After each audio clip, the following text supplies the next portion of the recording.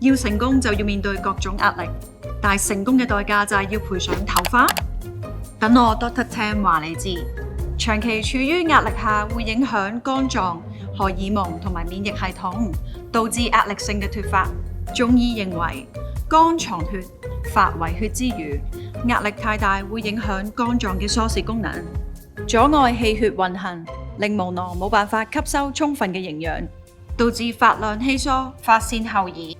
同時，荷爾蒙同埋免疫力都會受到影響，造成頭油分泌過多，引起頭皮痕癢、發炎，甚至導致頭皮濕疹、牛皮癬同埋斑禿嘅問題。要有效醫治，就必須要 check 清楚原因，對症治療。